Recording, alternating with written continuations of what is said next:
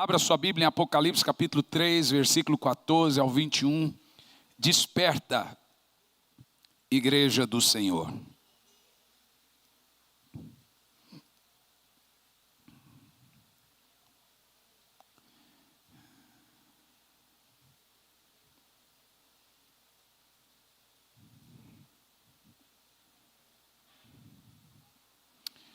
Eu acordei essa semana com uma sensação de urgência tão grande, com a voz do Espírito me lembrando: ei, pode deixar o Rolinés aqui atrás depois, viu? Quando passar o texto. Ei, o arrebatamento da igreja é o próximo evento no calendário de Deus. Por isso eu iniciei o avivamento em 3 fases. A primeira, a peneira. Muitos já foram peneirados e estão. O Brasil, antes dessa pandemia, tinha 7 milhões de desigrejados. É um outro termo para desviado. Que é desviado. Ei, se você não congrega, deixa eu te falar uma coisa com todas as palavras. Pode ficar bravo e reinar, não congrega, é desviado. Arrumar um termo para pecado, falha. Um termo para inferno, disciplina. E um termo para desviado, desigrejado. Para não parecer agressivo. Agressivo, você que perde afinidade com o corpo de Cristo, é desviado. E o Senhor começou a peneirar. E não há desculpa para desviado, irmão. Inclusive, veja, se você não está bem numa igreja, inclusive essa ou em qualquer uma, não fique. Você dá problema, entristece o coração do pastor, dos outros irmãos. Procure uma outra igreja se você não está feliz. Não fique, tem gente que fala: eu estou orando, para mim você já saiu. E nós não contamos. Não fique num lugar, num emprego onde você está feliz, namore com alguém que você está feliz. Fique no lugar, não fique, irmão. Não fique. Fique aonde você se sente bem. Senão você se entristece alguém lá. Então, eu não tenho preocupação em perder gente. Porque você não perde o que você tem. A igreja de Jesus é uma só. Então, eu não tenho essa birra. Você já tem um cheque pré-datado da minha bênção. Você está entendendo o que eu estou dizendo? Por que é importante? Porque o desviado, o desigrejado, é o tipo de gente que ficou passando por tanta igreja e não se adaptou, que para ele o problema é sempre a igreja. Que agora ele arrumou ali: não, quer saber de uma coisa? Eu posso ficar em casa. Todo mundo está errado, mas ele está certo. Isso para mim não passa de mais uma peneira do Senhor. A primeira coisa que o Senhor está dizendo é peneirando. Peneirando. E cai a palha. Mas ainda em cima da peneira fica algumas coisas. Você tem que ficar colhendo, tirando com a mão. A segunda fase é a purificação da boa semente, daquele que ficou da peneira. Agora o Senhor começa a purificar-nos, nos moldar.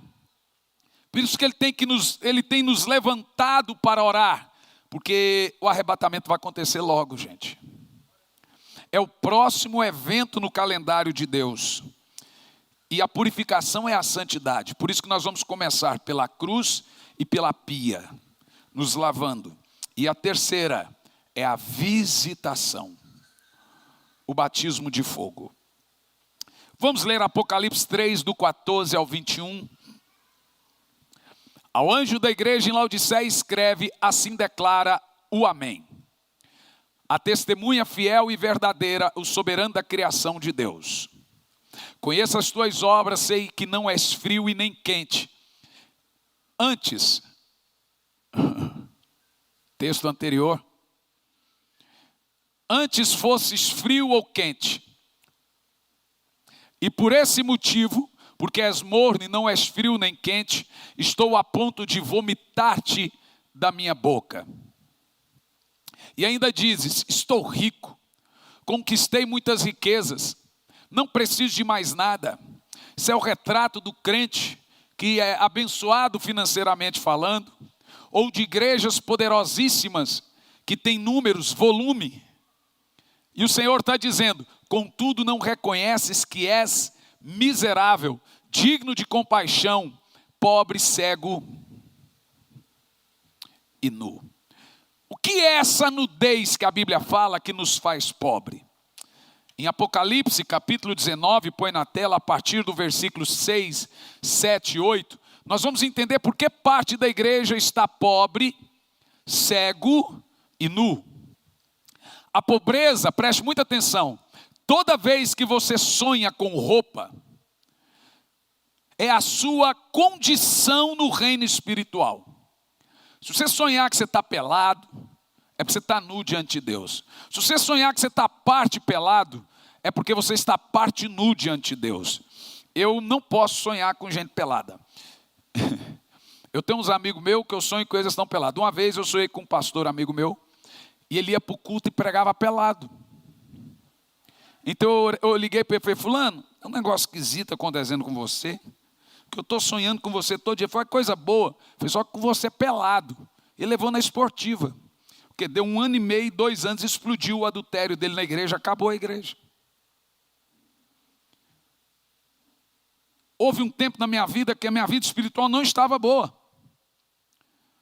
Então eu sonhava que eu subia para pregar sem camisa, ou só de camisa e de cueca. Imagina que visão do inferno.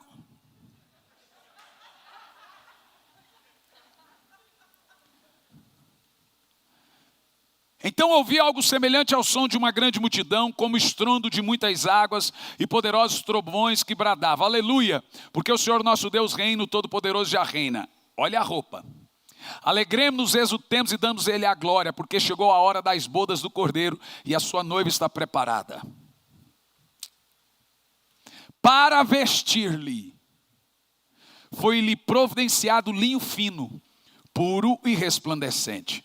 Porque o linho fino representa a sua vida de oração, suas boas obras, seu jejum, sua santidade, ajuda aos pobres, representa os atos de justiça dos santos. Voltando ao texto de Apocalipse, você pensa que está rico, mas é miserável, pobre, cego e não tem atos de justiça. A grande verdade, meus irmãos, é que nós estamos vivendo dias que me assustam em muitos casos.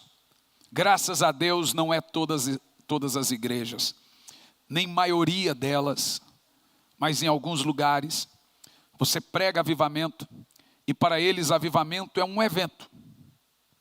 Passou ali 3 dias, eles voltam a outro foco. Nós temos em Curitiba uma pastora Juliana, e é uma das mulheres que agrada muito o coração de Deus, minha intercessora, da pastora, de muita oração.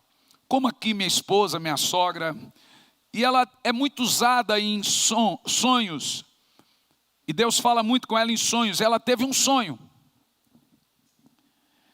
e por acaso quando ela teve esse sonho, eu estava acabando de orar, então ficou fácil para mim discernir esse sonho.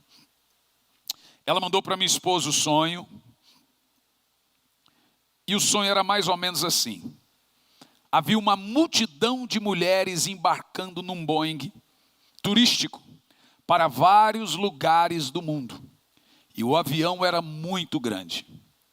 Na ocasião minha esposa estava com uma agenda, tipo esse pessoal aí da CVC que vai até o aeroporto para liberar quem vai viajar. E a minha esposa estava com a agenda sentada esperando essas mulheres embarcar. Mas de repente a pastora Ju chegou perto da pastora Elisandra e ela chorava, a pastora Elisandra chorava, muito triste, porque muitas mulheres chegavam na hora do embarque e desistiam e diziam: eu vou voltar para o meu marido, vou voltar para os meus senhores. E aí elas embarcaram, e o avião que era para estar cheio, estava até a metade. Isso me lembrou na hora. Quando a minha esposa me mandou, eu falei, como a minha mente estava fresquinha da oração, para mim veio a revelação como luva. Mulher na Bíblia é a igreja. As 10 virgens é toda a igreja. A metade sobe, a metade fica. O avião é o avião da onda, do poder de Deus que vai passar por todo mundo. Todo mundo orou por anos por avivamento. Chegou a hora dele, o que muitas dessas igrejas, que são todas as mulheres, disseram: vou voltar para os meus senhores.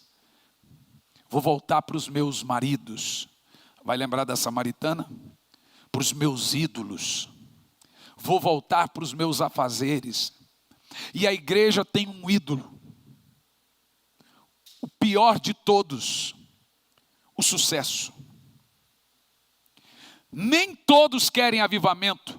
Boa parte querem reconhecimento. Por isso que não oram, porque a oração não dá ibope. Ninguém fica famoso porque tem um secreto com Deus. Ora, se é secreto. Sabe qual é o nome de mostrar o secreto? Sabe qual é o nome de revelar intimidade? Pornografia.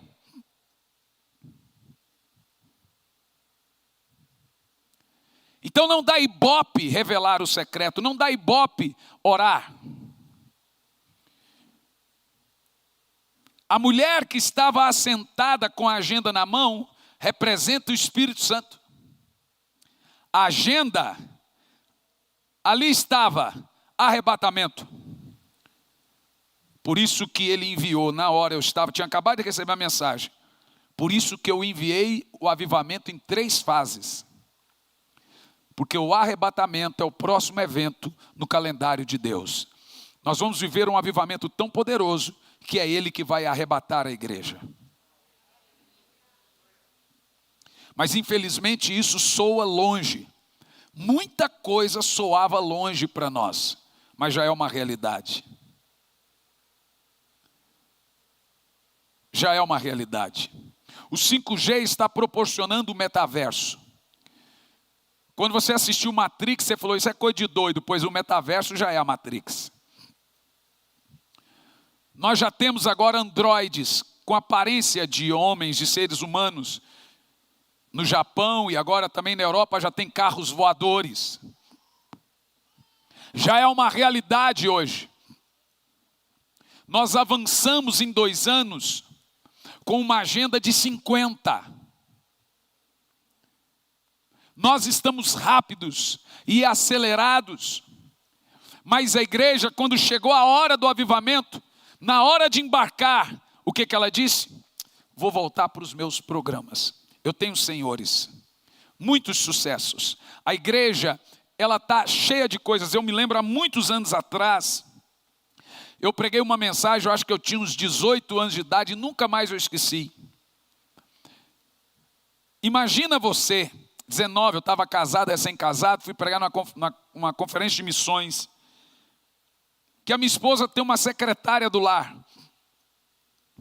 E ela sai de casa e ela diz para a secretária do lar: lave as louças. A cozinha está empilhada de louça. Eu vou ali no mercado e já volto. A secretária diz: que hora a senhora volta? Não sei ainda. Ela não diz a hora que volta. Mas eu preciso que você lave as louças. Qual é a ordem? E ela vai no mercado. Ela não diz a hora e o momento que ela vai voltar. A secretária do lar, muito eficiente, confunde eficiência com obediência. Ela fala assim: olha, minha senhora vai demorar. Então eu vou também lavar as janelas.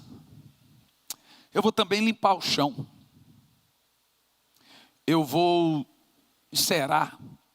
Vou passar umas roupas. E na hora que ela está terminando de passar as roupas, ela fala: agora vou lavar as louças.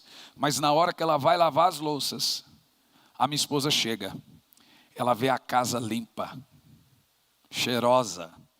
Mas quando ela vai na cozinha, as louças estão sujas. É assim a igreja.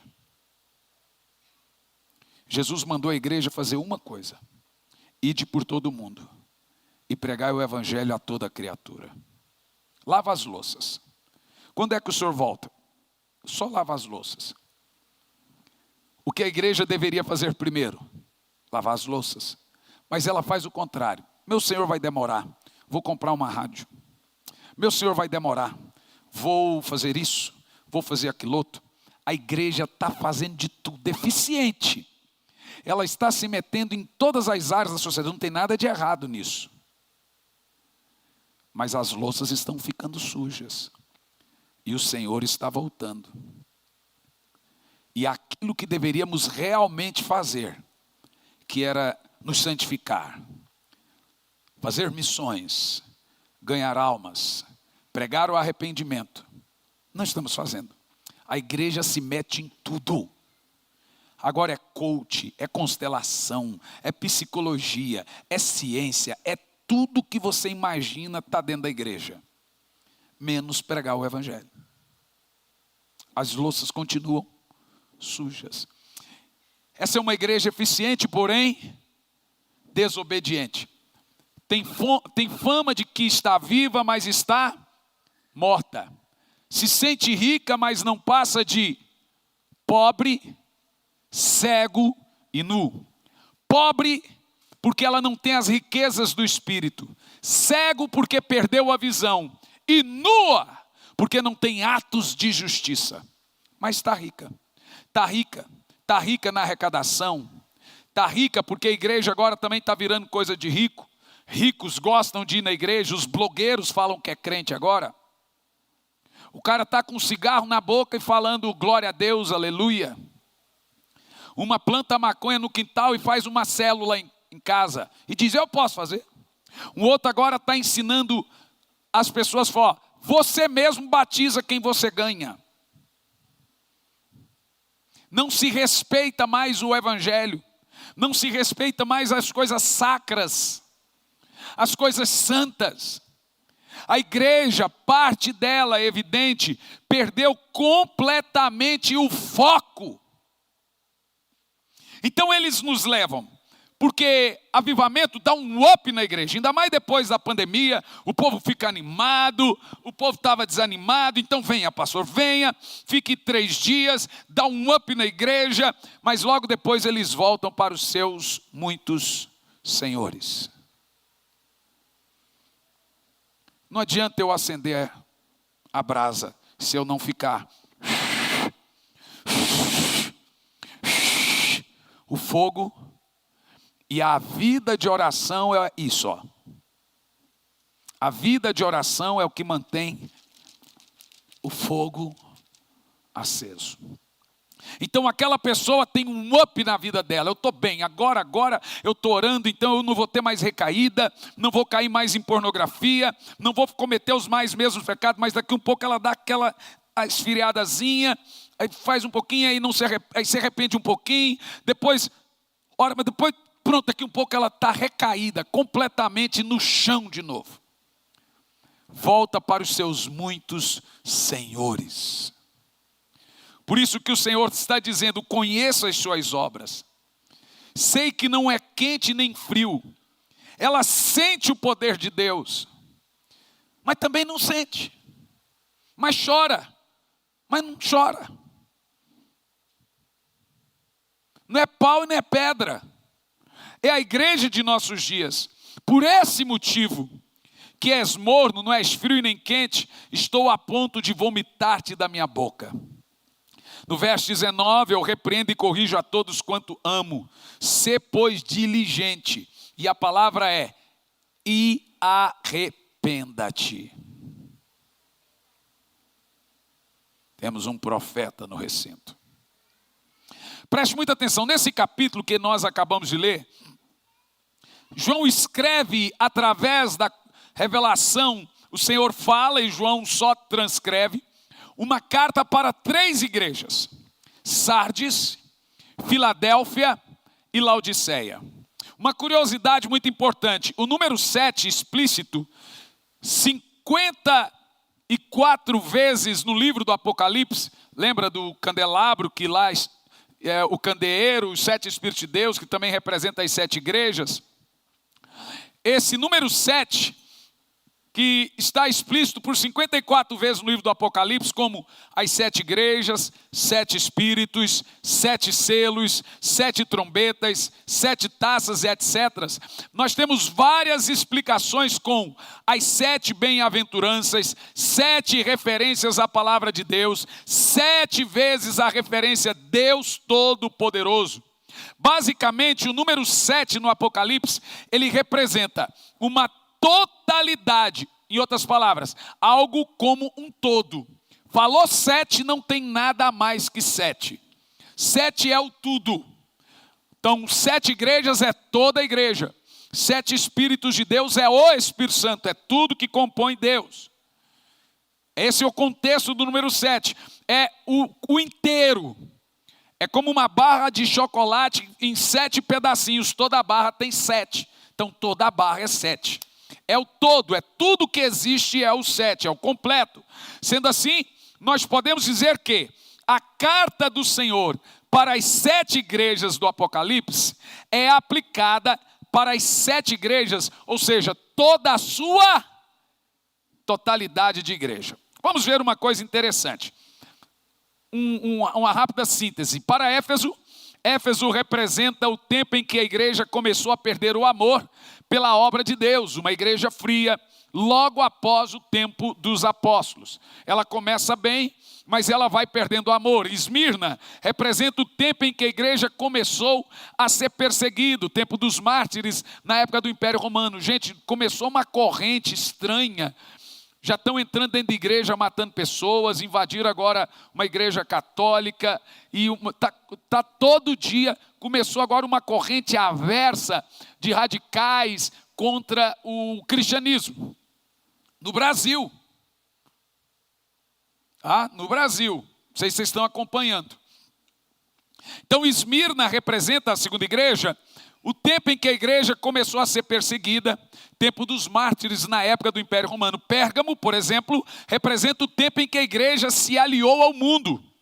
E o mundo entrou na igreja, o tempo da igreja politizada, mundana na Idade Média, quando Constantino entrou e cristianizou o Império Romano e politizou a igreja. Tiatira, por exemplo, representa o tempo em que a igreja se misturou à idolatria, com membros da igreja, os fiéis, se entregando à prostituição e passando a cultuar ídolos. Sardes, por exemplo, representa o tempo em que a igreja se encontrou morta, os 1000 anos de trevas, tendo apenas alguns sobreviventes que lutavam por avivamento. Se você viu meu último podcast, que eu falei dos montanhistas, a igreja foi perdendo poder, etc. Esse é o período de Sardes. Filadélfia representa a igreja reavivada. Após o turbulento da Idade Média, do tempo das trevas, a igreja recebeu a promessa de ser tirada da terra do domínio do anticristo. É quando recomeça os grandes avivamentos. Esse é o símbolo dos filadelfianos.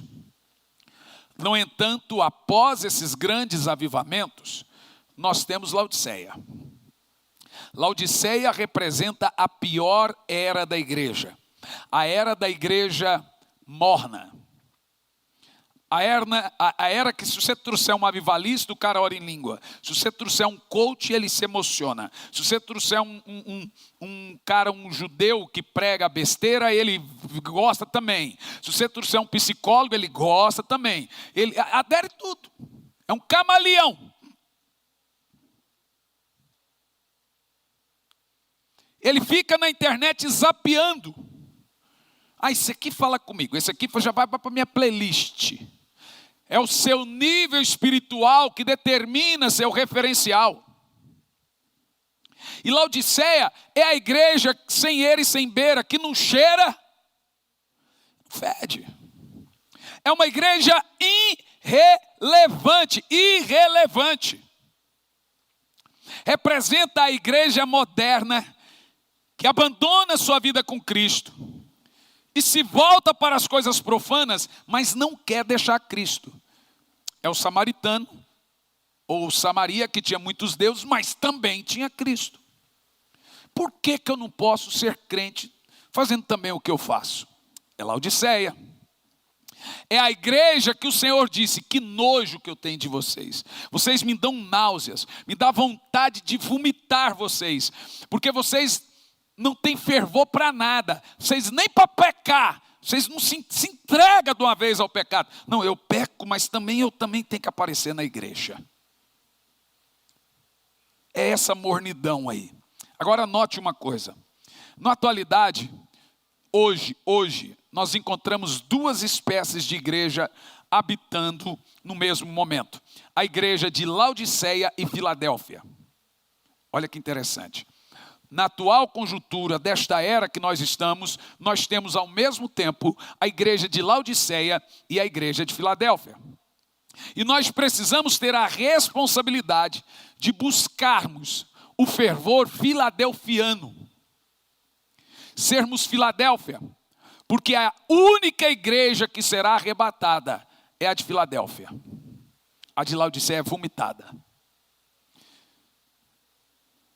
Então nós precisamos lutar para não nos tornarmos de Laodiceia. Significa que você está me ouvindo. Eu estou aqui pregando, você chora, vem no altar, se arrepende, você tem vontade, então por 2, 3, 4 dias, você vai lá, vai ler a Bíblia, vai orar, mas daqui um pouco começa a esfriar de novo. E volta aos seus muitos senhores. Eu estou falando para vocês, não fiquem em casa nos próximos cultos, porque o Senhor irá visitá-los. Mas isso entra aqui e sai aqui. Nós não queremos nos envolver. Esse negócio de clube santo, deixa a arte. Vai me dar muito trabalho na minha casa. Quer saber? 1 hora, uma vez por semana. Tem que ter comida. Irmão, tem que ter comida não, tem que orar. Inclusive eu nem quero que tenha comida. Agora vai lotar a lista lá agora, você vai ver. Não é um encontro social, é para orar. Não é para ver quem está fazendo a melhor, não, nem quero. É para orar. Nós vamos treinar. Então o que acontece? As pessoas elas querem as bênçãos de Deus. Elas até querem Deus. Mas não querem tanto envolvimento, tanta dor de cabeça assim para tê-lo. E eu quero falar hoje sobre as características da igreja moderna que vive a era de Laodiceia em seu altar. E após isso, com a ajuda do Espírito Santo, mostrar o caminho para retornarmos ou para o retorno ao primeiro amor filadelfiano. Em Colossenses capítulo 4, vemos que a igreja de Laodiceia vivia um estado saudável espiritualmente no seu início.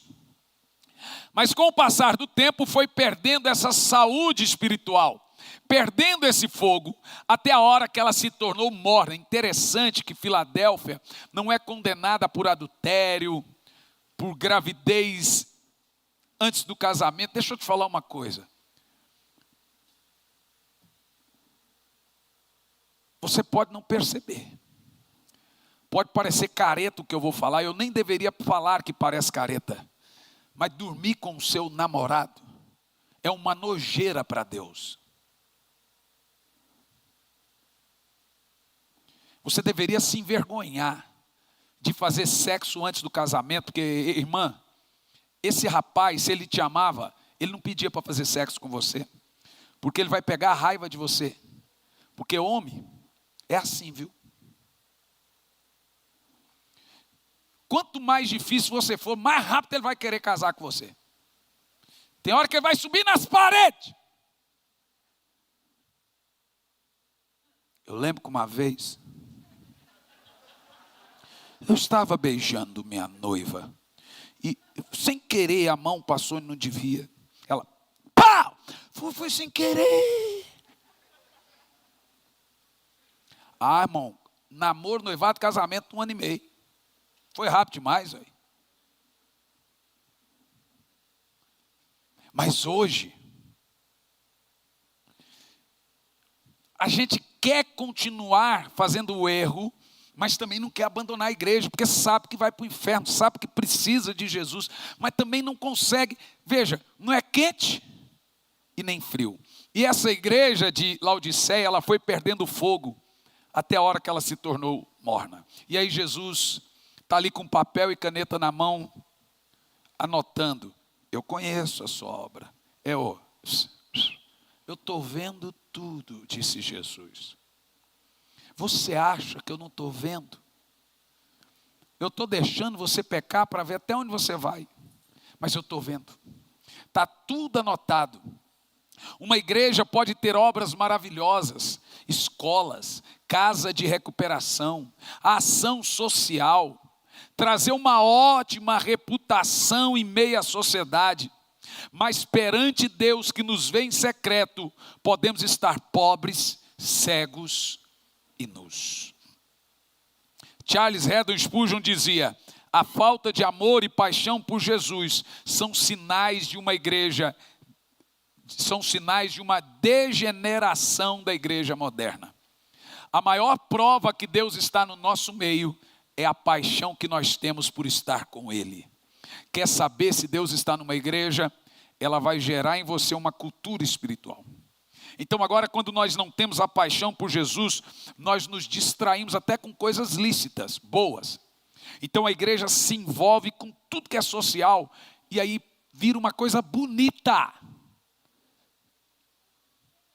Bonita.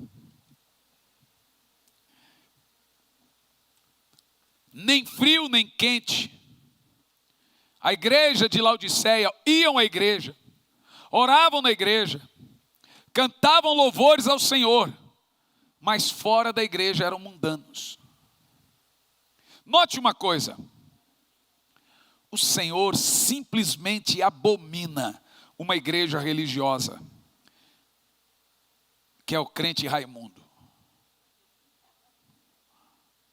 Horas na igreja, horas no mundo.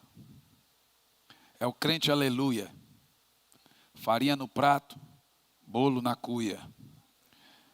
Gente, o Senhor abomina uma igreja religiosa, que dentro da igreja é uma coisa e fora da igreja é outra.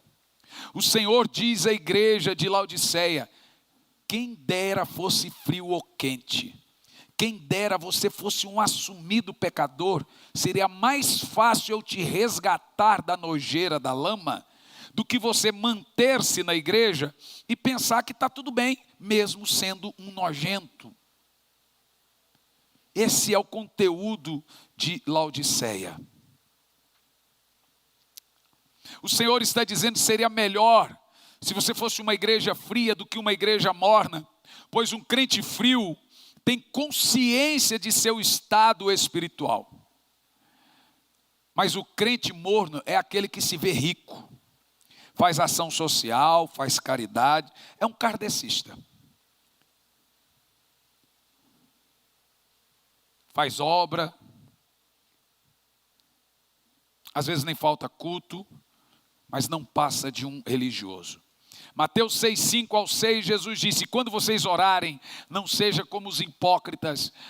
Eles gostam de ficar orando em pé nas sinagogas e nas esquinas a fim de serem vistos e notados pelos outros.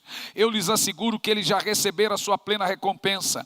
Mas quando você orar, vá para o seu quarto, feche a porta e ore ao Pai que está no secreto. Então seu Pai que vê no secreto o recompensará.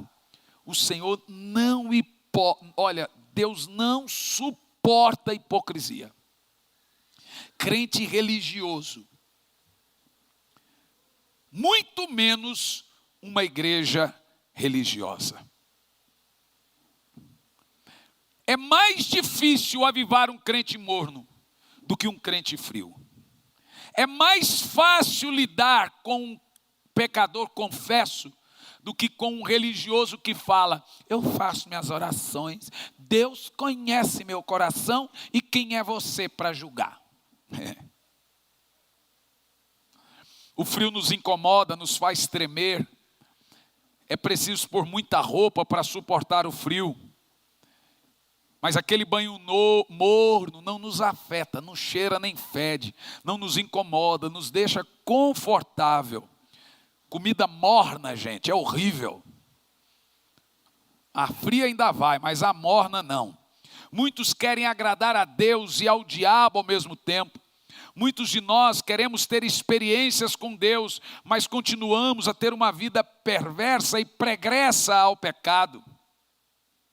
Experiência é aquilo que nós adquirimos com Deus por meio de muito tempo e muito esforço. Experiência no trabalho é anos. Experiência como pai é anos. Experiência com Deus também é a prática que leva a... O que é experiência com Deus? O irmão ali é experiente com Deus. Ele passou a ter uma vida de prática com Deus. Em outras palavras, você não tem experiência naquilo que não tem tempo. É com tempo que você tem experiência no seu trabalho. É com tempo que você tem experiência como pai.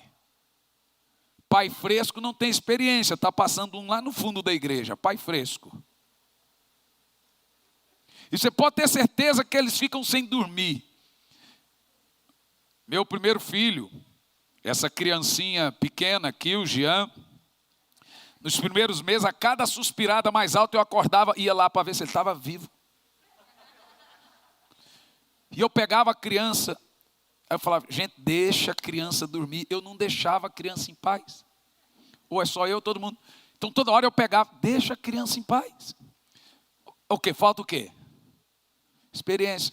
A gente diz que o segundo a gente larga. Não é que a gente larga, o segundo a gente tem experiência. O segundo é menos mimado. O segundo não tem tanta barda. O segundo fala, a senhora ama mais. Não é que ama mais, é que o mais velho você não tinha experiência. Mas quando vem o segundo, você vai largando mais mão. Experiência gasta tempo. E o povo hoje não quer ter uma experiência com Deus, porque vai demandar.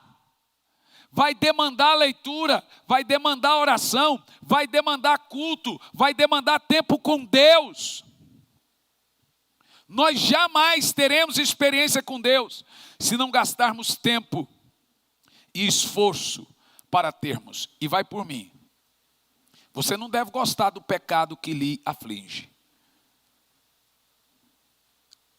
Tem vários tipos de pecador. Tem um pecador que ama o pecado e não se sente pecador. Tem um pecador que ama o pecado e sabe que é pecado. E tem pecador que peca, mas não gosta do pecado. Esse é o que sofre. Então, se você é o pecador que peca e não gosta, só tem uma maneira de você vencê-lo. Experiência com Deus. Você precisa nascer de novo. Você precisa de ter um novo coração. E isso demanda tempo.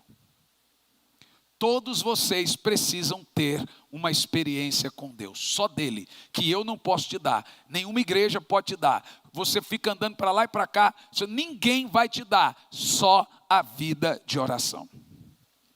Quais são as características de um crente morno? Ixi, ai pastor, eu cheguei na igreja tão bem hoje, vou sair mais ruim. Provável. É provável. Gostaram do meu uísque? Estou brincando, gente, é chave. Características de um crente morno, de uma igreja morna. Primeira, vamos lá, religiosa. A mente de Lúcifer entra dentro da mente dele, faz ele se sentir demasiado importante ou crente, mesmo frio. Como você pode estar bem com Deus se você não tem vontade de orar? Tem como isso? Me explica. Mas o religioso pensa, Deus conhece meu coração, eu estou bem, eu estou bem, eu estou bem. Será? Não tem como. Em Apocalipse 3,15 diz, conheça as tuas obras, sei que não é frio nem quente, embora fosses quente ou frio. Uma igreja religiosa é aquela que na sociedade se mostra uma igreja espiritual. Gente, no Instagram toda igreja está em avivamento. Toda igreja no Instagram está vivendo um poderoso avivamento. Vai lá para ver. Vai lá e vê se aquele povo é de oração. Vai lá e vê se ele prega arrependimento. Vai lá e vê se tem arrependimento. Mas eles pegam as melhores fotos. Eu prego aí pelo mundo. Teve igrejas que eu fui pregar. É evidente que é a minoria da minoria. Que são igrejas muito boas de multimídia. Que a geração hoje inevitável tem que ser. E é tão assustador que eles metem um ponto no seu ouvido agora. E fala assim, pastor, nós vamos dirigir você, como se fosse um filme, um teatro. Agora o senhor dá um passo para frente. Agora dá um passo para trás. Agora o senhor vai para a esquerda. Aqui. Agora vai para a direita. Agora levanta a mão que o rapaz vai tirar foto. Agora fecha o olho. Agora finge que o senhor está chorando. A hora que falou isso, eu falei, o quê? Virou um teatro? Eu até entendo que tem uma câmera filmando para programa de televisão, e o baixista vai para lá, agora vai para lá. Até entendo que está ali, mas agora fecha o olho, porque isso vai para o Instagram, agora levanta a mão. Não, gente, o que é isso? Que mundo virou a igreja? É um avivamento híbrido, teatral.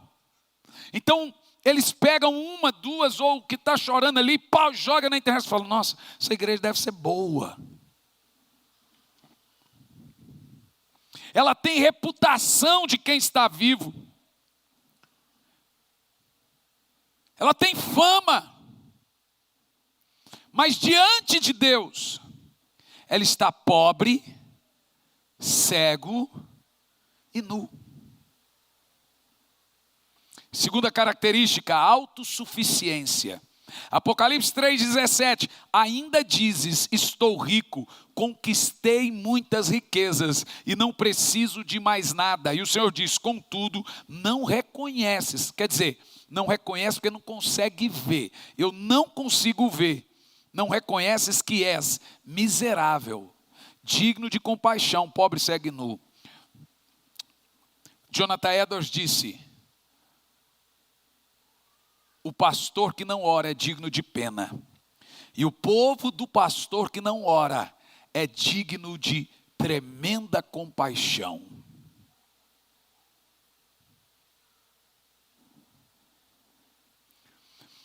Uma igreja autossuficiente é aquela que pensa que não precisa mais nada, inclusive não orar.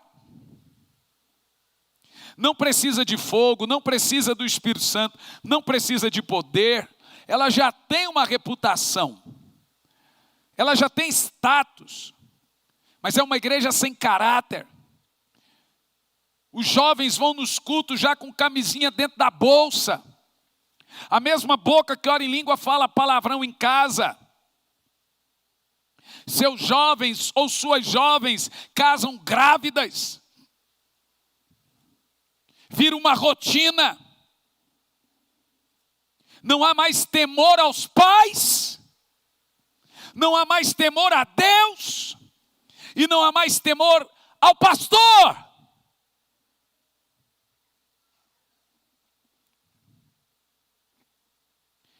O que importa é o status, a aparência. Reputação é o que os outros dizem de mim. Mas caráter é o que Deus diz de mim. Reputação é o que as pessoas dirão de mim no meu funeral. Caráter é o que Deus dirá de mim no juízo final. Terceiro sinal de um crente ou uma igreja morna: afastamento de Deus. Apocalipse 3:20, eis que estou à porta e bato. Se alguém abrir, ouvir a minha voz e abrir a porta, entrarei em sua casa, cearei com ele e ele comigo. Abra sua porta e põe um holiness, um altar para Deus na sua casa. Eu vou dizer uma frase muito pesada. O Senhor diz, eu me afasto da igreja e do crente morno. Olha para mim, o Senhor simplesmente se afasta do crente e da igreja morna. Oséias 5:15 diz assim, então, Oséias 5:15, então retornarei ao meu lugar até que eles, eu vou ler esse texto junto. Então retornarei ao meu lugar até que eles reconheçam todo o mal que cometeram e que são culpados, e então busquem a minha face. Se afastou. É certo que debaixo de grande aflição, eles me buscarão desesperadamente com todo fervor. Meu Deus, para que ter fervor só na hora da aflição? Não precisava doer.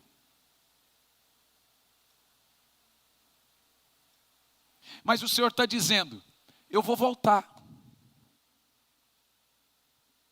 Porque eles vão ter problemas familiares, a doença vai abater na família deles, e não é eu que estou mandando não, eles se afastaram de mim, estão vivendo à mercê da vida.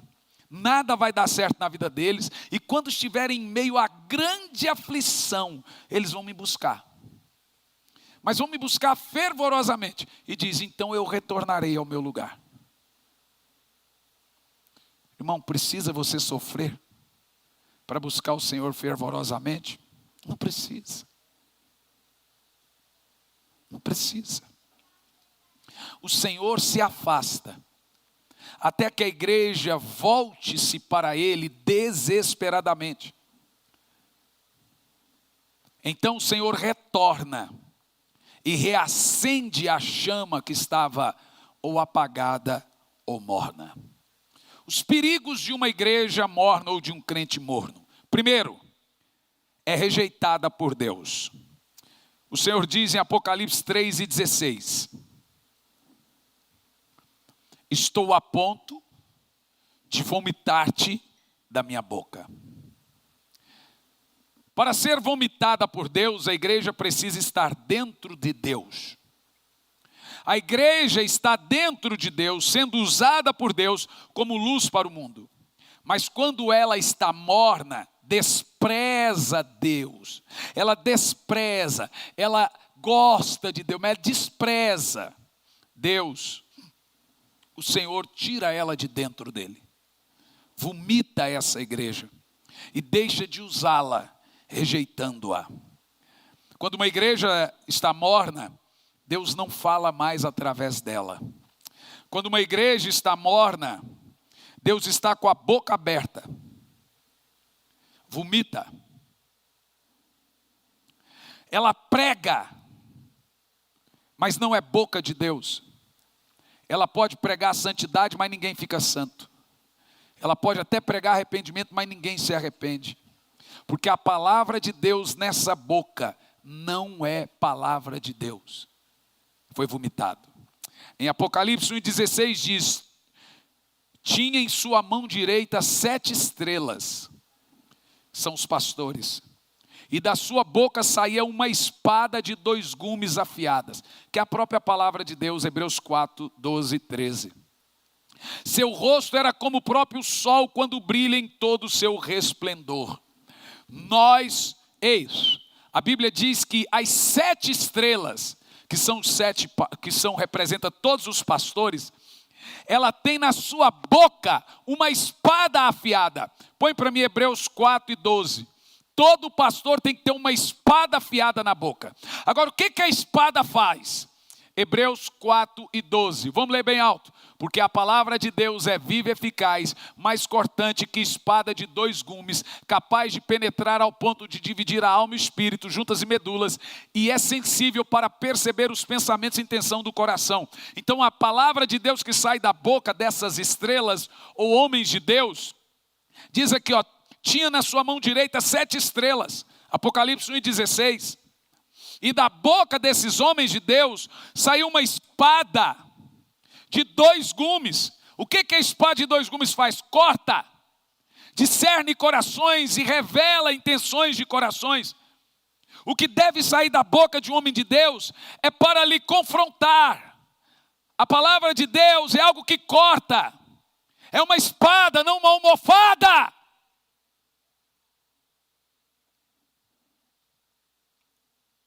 Nós somos a espada que sai da boca de Deus. Segundo, os perigos de sermos mornos não muda a sua condição. Apocalipse 3,17. Estou rico, conquistei muitas riquezas e não preciso de mais nada. Contudo, não reconheces que és miserável, digno de compaixão, pobre, segue nu. Isso é por causa do orgulho. O orgulho agora faz a pessoa não perceber quem ela é. Não, está tudo bem. Não reconhece. Um crente morno, uma igreja morna, se vê como santo, se vê como espiritual. Deus me ama do jeito que eu sou. Diz que não precisa de mais nada, mas é pobre, cego e nu.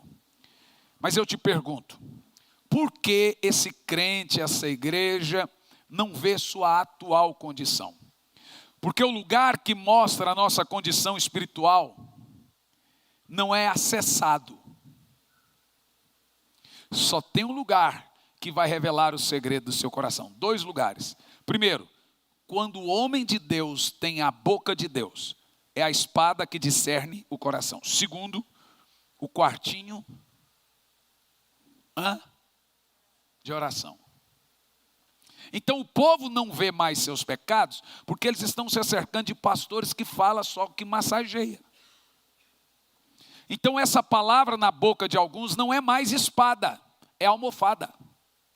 Não corta, não penetra. Segundo, o povo não ora. Então eles não veem mais sua condição real de pobre, cego e nu. Uma igreja morna é uma igreja morta. Terceiro, se encontra numa cegueira espiritual. Uma igreja que não entra no lugar secreto para ver sua condição espiritual, jamais verá sua pobreza espiritual, então consequentemente não verá o Senhor. Uma igreja cega para seus pecados, cega para sua perversidade, estará cega o suficiente para ver a hora que Deus vomitará da sua boca. Ela também será surda na hora que a trombeta soar.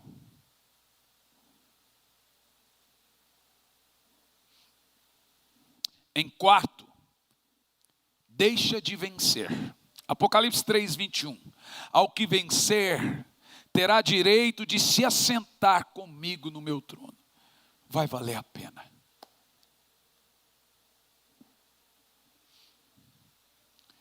Irmão, nem sempre eu estou bem. Hoje é um dia que eu estou cansado. Mas eu sei que dormir, logo eu estou bem. Amanhã eu teria podcast, cancelei, vou tirar o dia amanhã para ficar que eu viajo à noite, para ficar com a família em casa descansando. Eu preciso redobrar as energias. Mas você pode pensar, nossa, o pastor está sempre animado e para lá, para cá. Não, tem vezes que eu vou para a cruz e choro sozinho. Falo, Senhor, eu não sei se eu vou dar conta. E eu falo, Senhor, vai valer a pena. Essa me veio na mente agora. Senhor, é um peso muito grande nas minhas costas. Hoje, a hora que eu fui embarcar, por volta de 3 da manhã, com a minha malinha, a mochila, eu falei, eu vou viajar muito esse ano. Eu acho que o ano que vem eu vou tirar para ter um ano sabático. Veio desse lado da mente. No outro lado disse assim, repreende. Você quer descanso? Eu posso te levar, você vai descansar muito. Falei, não, Senhor, está de boa, eu entendo. Mas tem hora que eu ponho ali a minha toalha, que eu sou muito ranhento. Então eu começo a orar, já vem como é que... E Deus me mandou orar. E eu falei, Senhor, eu preciso aperfeiçoar meu espanhol, meu inglês. O Espírito Santo falou assim, ora só em espanhol comigo. Agora você imagina que engraçado, lá na Europa, estávamos todos no mesmo quarto, apesar de ser um filho tão querido, é um homem, gente, maior que eu, no mesmo quarto. Todo mundo junto. Aí eu falei para minha esposa, deixa o banheiro limpo. Então eu já saía de madrugada, já punha a toalha lá no banheiro e já deitava. E é muito engraçado você me ver orar, porque eu oro só em espanhol. Idioma é conversação. Eu fico horas orando, então vou conversar com o Espírito Santo só em espanhol. Você fala inglês? Ora só em inglês. Por que você tem que orar em português? É de conversa. Aí um dia eu estava orando, falando, Senhor, eu sou o jumentino. A minha mãe ultimamente já me ligava e falava, e aí meu jumentinho? Senhor, eu sou o jumentino. Gente, a Isabela é terrível. Mamãe, você viu? O papai agora disse que eres um jumentino. Oh, meu jumentino. Gente do céu. Eu estava dizendo, Senhor, eu sou seu jumentinho. Monta, vamos embora. Nem sempre a gente está bem, mas vai chegar uma hora que o Senhor vai dizer: se você vencer, eu lhe darei o direito de se assentar comigo no meu trono. E aí, quando eu leio isso, me vai em Salmo 78, que mostra que os filhos de Efraim retrocederam no dia da batalha, pois não guardaram aliança com Deus. Na hora do embarque, desistiram. Gente, Jesus está voltando à nossa geração e tem gente desistindo agora.